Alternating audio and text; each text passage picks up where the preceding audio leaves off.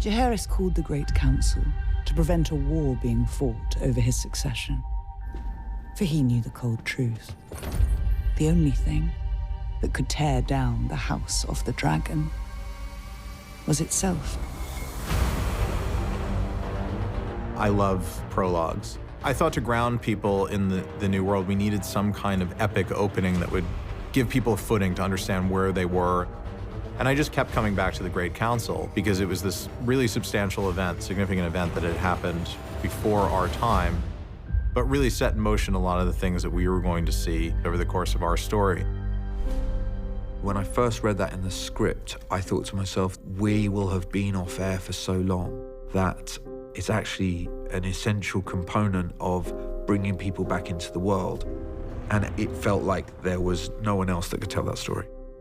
The Lords chose Viserys, my father. The thing that the Great Council should tell you is that this is a patriarchy and that the men of the realm want to keep the men in power. I don't think Viserys was a guy who sought the crown or wanted it, really. It kind of came to him. I think Viserys struggles with being the king. He's got big shoes to fill. Jaehaerys, the king that went before him, was a peacetime king. And I think Viserys feels a duty to honor his reign in a way and try to keep peace amongst the kingdoms.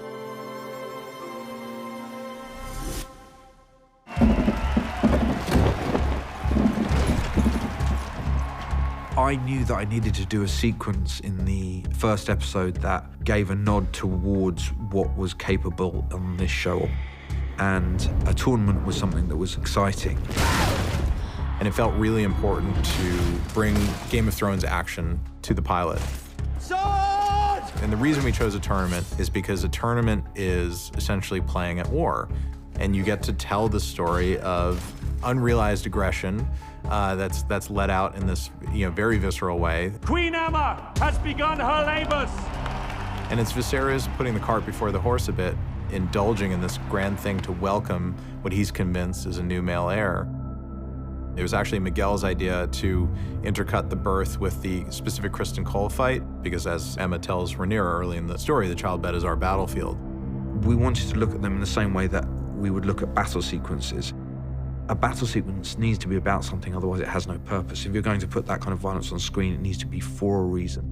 With the birthing, it was the same. We really wanted to see the female perspective because it's a realistic portrayal of things that used to happen at the hands of men to women, because a 50-50 chance that you have of surviving a birth in those times is not good odds. It sometimes becomes necessary for the father to make an impossible choice.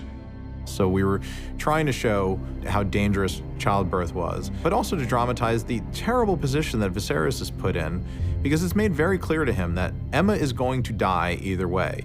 The only choice that you really have in the matter is whether you try to save the child. And he knows that it's his duty to put forward a male heir, especially if his wife is not going to make it, not be able to generate another heir for him. So that's what motivates him to make that decision with the Grand Maester.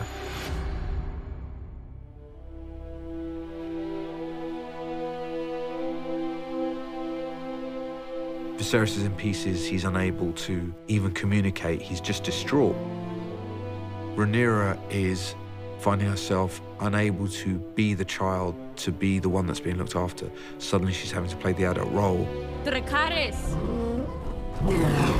She's basically cremating, because the Targaryens cremate their dead, so she's cremating her mother and her brother.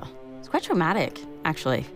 She was asked, would you kind of do the honors of lighting the pyre with Syrax? It's a real final moment for her, being forced to say goodbye in that way.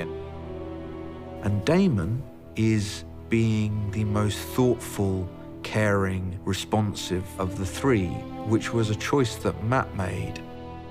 I think they are normal brothers, and there's a huge amount of love there, and I think it's complicated. There's a sort of deep, dark history that surrounds them. Daemon's a complicated guy, but he's not a monster. I mean, this is his family. He does love his family, he particularly loves Rhaenyra. And look, his brother is shattered, and I think he feels for them. I do hereby name Rhaenyra Targaryen, Princess of Dragonstone and heir to the Iron Throne. It's a really important scene for the pilot because obviously it's the thing upon which all the future drama in the show is going to turn on, the fact that Rhaenyra was named heir and supplanted Daemon. Viserys chooses Rhaenyra in part out of guilt for what he did to Emma, and in part out of love because he wants her to be happy to fulfill her own potential. Rhaenyra sees it as the first time that she feels that she's good enough for her father. She's also the first woman ever to be named heir. Viserys was named heir over someone who should have deserved it, Princess Rhaenys. So she kind of feels like there's like a reprimand in that. There's something else that I need to tell you. Viserys is obsessed with the idea that they may be around the corner from the end of the world. And we felt like it was a really good way of adding this weight to the notion of Rhaenyra becoming queen. Instead of her wanting to do it out of ambition, she was being handed down a responsibility to bring everybody together to fight the incoming White Walker problem that, in fact, we knew would not show up for another 170 years. Aegon called his dream the Song of Ice and Fire. This secret, it's been passed from king to heir since Aegon's time. This idea that Aegon, who believed in the Song of Ice and Fire and believed in this prophecy that would unite the realm against the cold and the dark coming out of the north and imbued his secret in the steel of the Valyrian dagger, we felt like that was a nice way to tie the two series together. I don't think Rhaenyra has any idea what she's getting into.